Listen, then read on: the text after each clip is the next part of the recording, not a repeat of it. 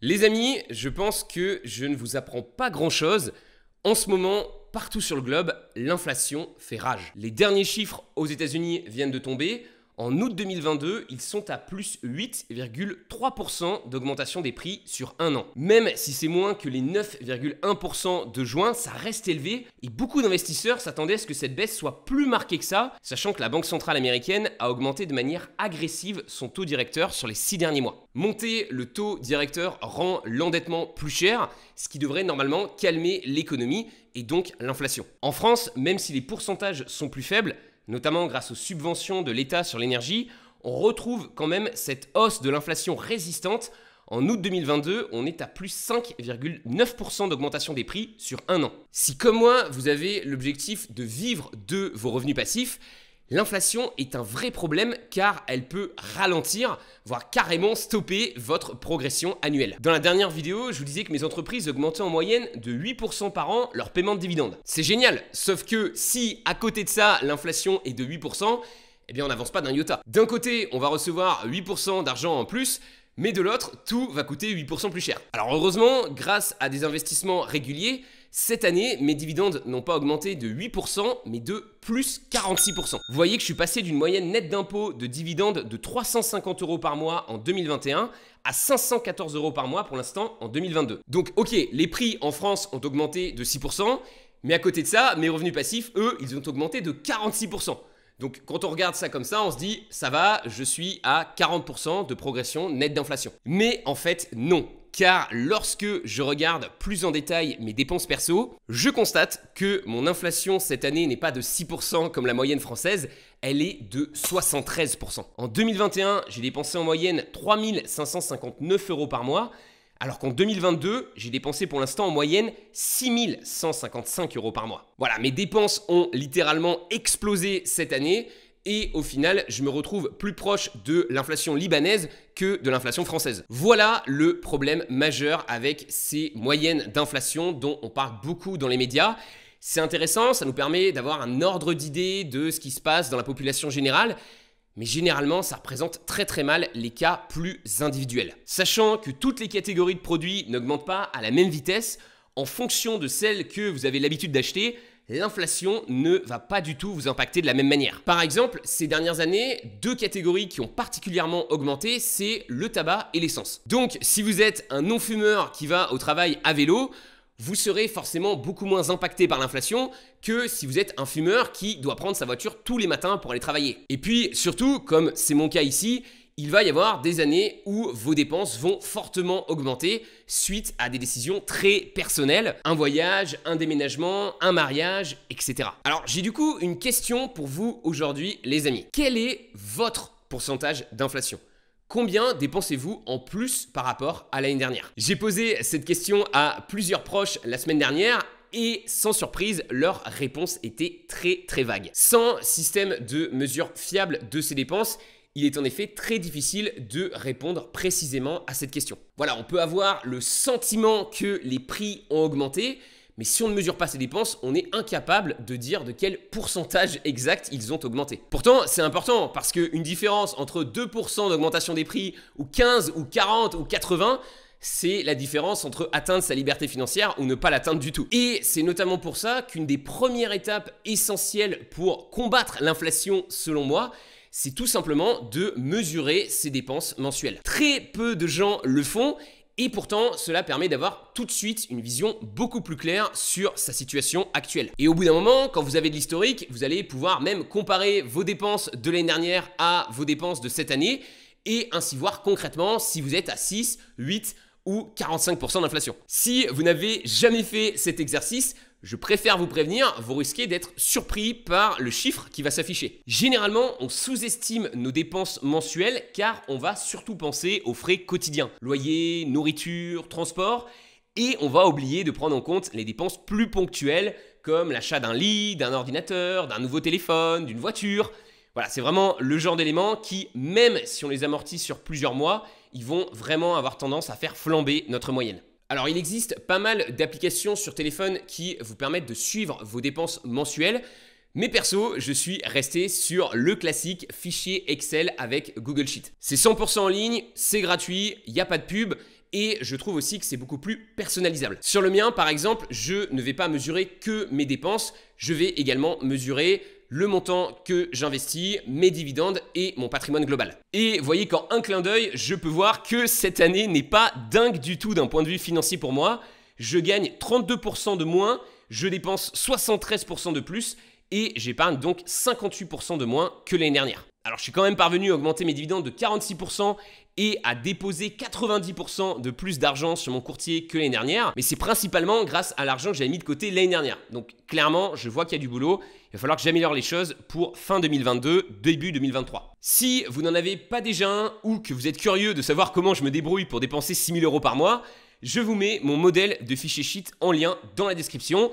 C'est littéralement une copie de celui que j'utilise actuellement, donc vous aurez vraiment tous mes chiffres de dépenses revenus et vous pourrez les remplacer par les vôtres. Pour le remplir, je me connecte chaque début de mois sur mes 4 comptes courants. J'ai une petite checklist pour être sûr d'en oublier aucun et je vais simplement reporter les chiffres que je vois sur le site, sur le fichier sheet. Alors oui, ça prend un petit peu de temps, on va dire environ 30 minutes par mois, mais je trouve que c'est un investissement raisonnable pour la clarté que ça m'apporte ensuite. Aujourd'hui, il doit sûrement exister des méthodes pour automatiser l'export des données, notamment avec les banques en ligne, mais personnellement, j'ai remarqué que noter mes dépenses à la main me permet de bien mieux en prendre conscience. Il n'est pas rare qu'en notant un abonnement en ligne, je me dise « Ah, c'est n'importe quoi, je m'en sers plus du tout de ce truc-là » et que j'aille tout de suite demander un remboursement, chose que je n'aurais jamais fait si tout avait été importé automatiquement. Une fois que vous aurez noté vos dépenses pendant plusieurs mois d'affilée, vous allez commencer à voir des tendances apparaître. Et si comme moi cette année, ces tendances ne partent pas dans le bon sens,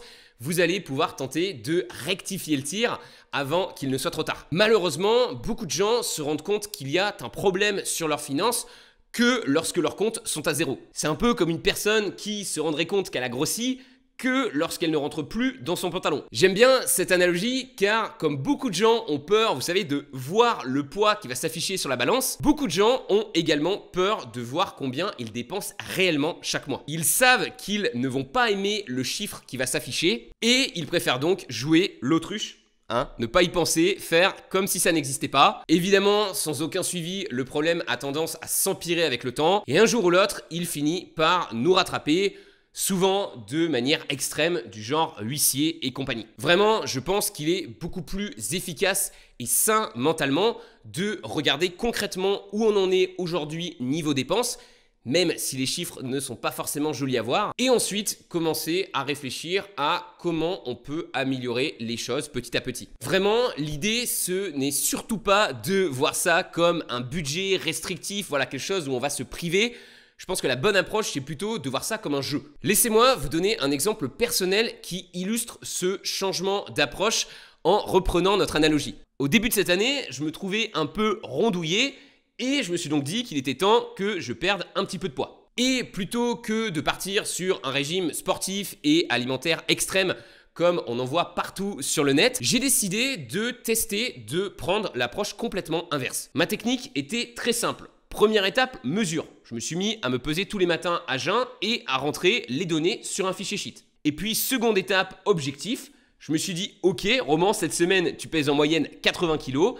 La semaine prochaine, ton objectif va être de peser juste un tout petit peu moins, par exemple 79,75 kg. Voilà, perdre 250 grammes en une semaine, c'est plutôt facile.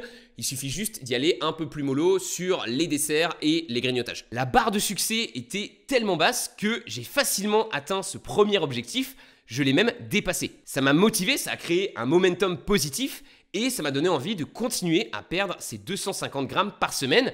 Et j'ai pu me détendre en me disant que de toute manière, j'étais déjà en avance par rapport à mon objectif. J'ai continué comme ça et au bout de 2 mois, en ayant l'impression de ne faire aucun effort, j'avais perdu 4 kilos. Voilà la photo après. Cette approche de petit objectif basé sur la moyenne a tellement bien fonctionné pour moi en termes de perte de poids que je me dis qu'aujourd'hui, je vais appliquer exactement la même stratégie pour chercher à rectifier mon niveau de dépenses. Je vais partir de ma moyenne actuelle de dépenses, donc 6 155 € par mois, et je vais chercher à dépenser juste un tout petit peu moins chaque mois. Pareil que pour la perte de poids, l'idée ici va être de me générer des premiers petits succès facilement qui vont me donner envie d'aller chercher plus loin et d'économiser encore plus À nouveau, on reprend cette analogie du jeu plutôt que de la privation. Bon, évidemment, ça va être plus facile pour moi de réduire mes dépenses car j'ai une base qui est assez élevée. C'est comme en perte de poids. C'est évidemment plus facile de perdre 1 kg quand on en a 20 à perdre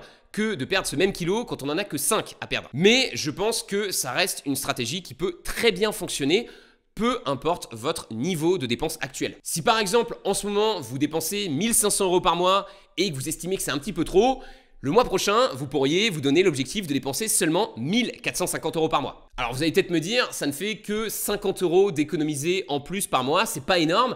Mais en fait si, 50 € en plus tous les mois investis en bourse sur un horizon de 20-30 ans, ça fait une sacrée différence. Histoire de valider que vous êtes sur la bonne trajectoire par rapport à votre objectif, vous pourriez également vous faire une petite compta rapide de 15 minutes en début de semaine. Donc 1450, c'est l'objectif divisé par 4 semaines. Votre objectif serait de dépenser moins de 363 € par semaine. Alors bien sûr, il y aura une limite, vous ne pourrez pas vivre en dépensant seulement 200 € par mois, à moins que vous soyez encore chez vos parents. Et assez rapidement, il sera sûrement plus rentable pour vous de vous concentrer sur l'augmentation de vos revenus plutôt que juste sur la diminution de vos dépenses. Mais pour moi, il est vraiment important de jouer sur les deux tableaux, chercher à gagner plus et chercher aussi à dépenser moins.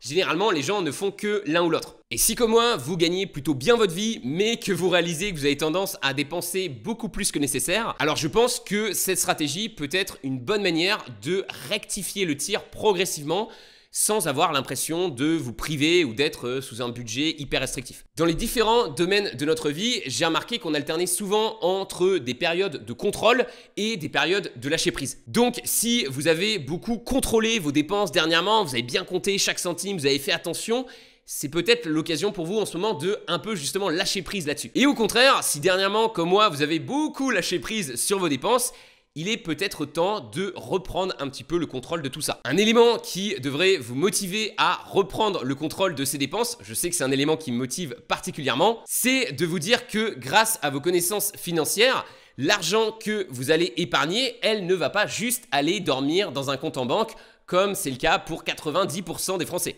Non, cet argent, elle va aller travailler directement pour vous en bourse et elle va aller vous générer des revenus passifs. En plaçant vos économies, vous mettez donc en place un puissant cercle positif d'enrichissement.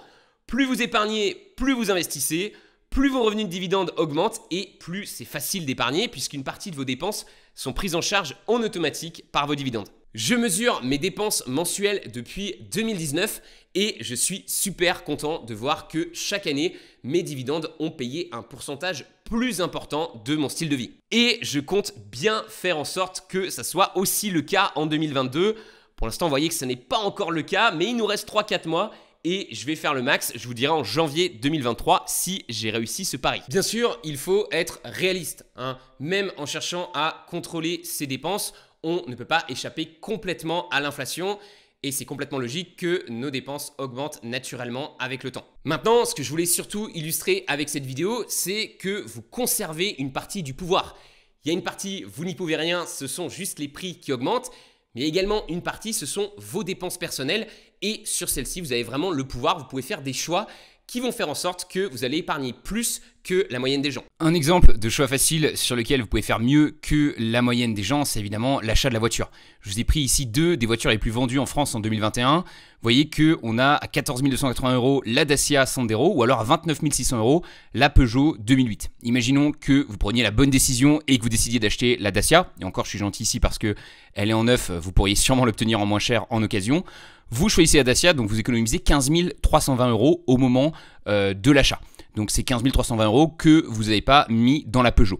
Ces 15 320 € si vous les investissez en bourse et que vous obtenez donc 8% par an en termes de plus-value et 2% par an en dividendes avec 8% par an d'augmentation de ces dividendes, chose qui me semble vraiment atteignable, en tout cas c'est ce que je vise avec les actions de la méthode Trident. Vous voyez qu'au bout d'un an, vous obtenez 1226 € de plus-value et 306 € de dividendes. Donc comme ça, on se dit, bon, c'est pas non plus incroyable. Jusque-là, on se dit, finalement, j'aurais peut-être mieux fait de prendre la Peugeot. Mais au bout de 10 ans, vous êtes à 15 305 € de plus-value, 4 000 de dividendes. Au bout de 20 ans, 50 000 € de plus-value, 14 000 € de dividendes et au bout de 30 ans, 127 421 € et 34 710 € de dividendes. Vous avez globalement fait x10 sur votre argent. Tout ça à cause d'une décision financière. Vous avez juste décidé de prendre une voiture légèrement moins puissante, un petit peu moins stylée et vous vous retrouvez avec 150 000 € en plus lors de votre retraite.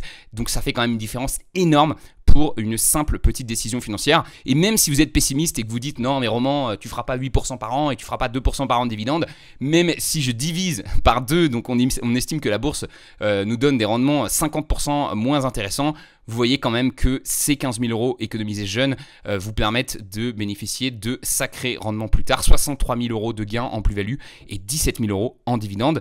Donc les amis, faites les bons choix financiers, n'achetez pas les voitures trop chères. Et si comme moi, chaque année, vous donnez l'objectif et vous faites en sorte que vos dividendes augmentent plus vite que vos dépenses mensuelles, alors c'est mathématique, vous finirez par atteindre votre liberté financière.